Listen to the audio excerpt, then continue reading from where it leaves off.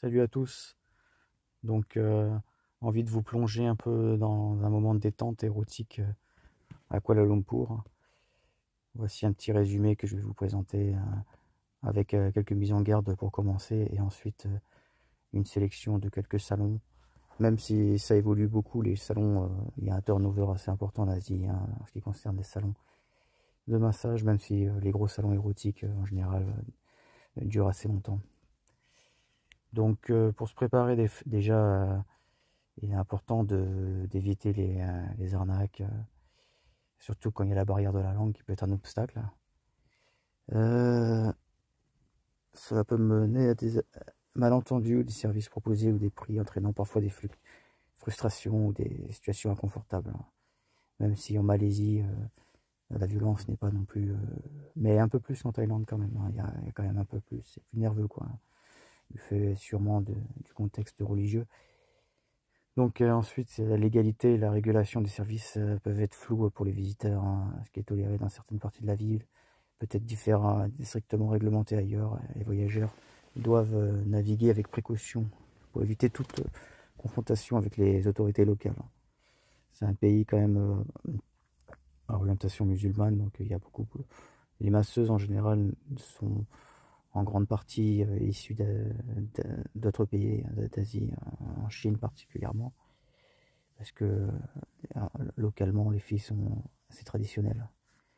Donc les arnaques sont quand même assez monnaie courante. Hein. Des histoires de voyageurs se retrouvant avec des factures gonflées pour des services supplémentaires non demandés, ou encore des services qui ne correspondent pas à ce qui avait été prévu. Ça c'est assez récurrent, ça. C'est pas forcément lié à Kuala Lumpur.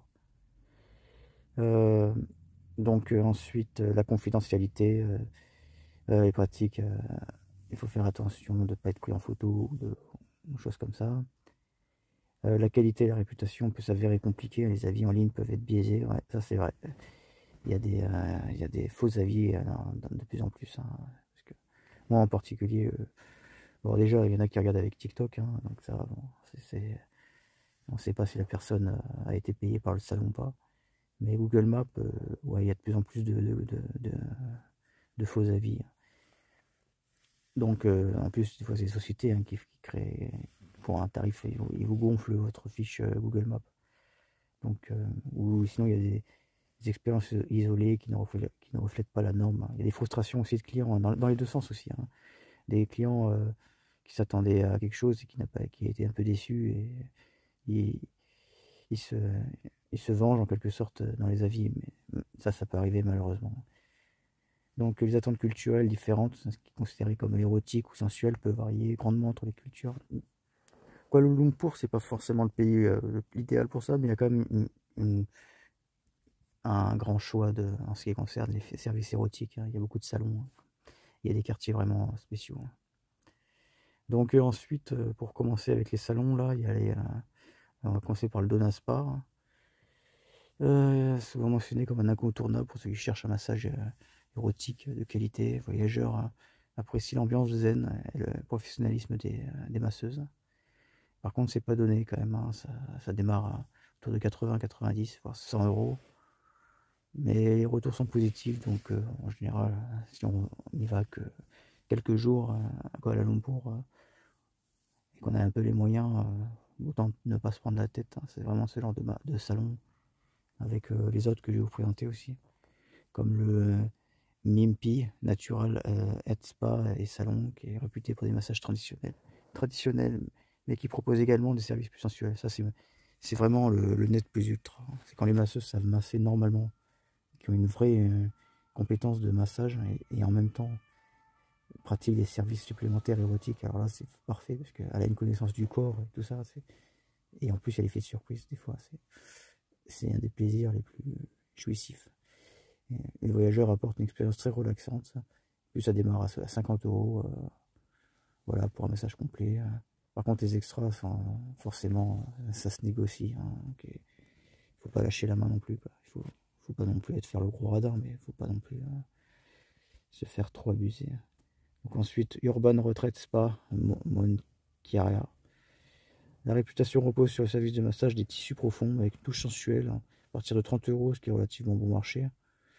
Les avis sont positifs, mais quelques voyageurs un peu mécontents pour les services pro, services supplémentaires sensuels. Donc, à rester ferme si vous voulez. Enfin, en tout cas, si vous voulez vous limiter. Ne prenez pas trop de cash sur vous, hein, ça c'est quelque chose que j'ai déjà dit auparavant. Dana Spa également, dans le quartier de Mid Valley. Donc c'est un spa qui combine sensualité. Les packages de soins sont variés avec les massages énergisants, relaxants à partir de 60 euros.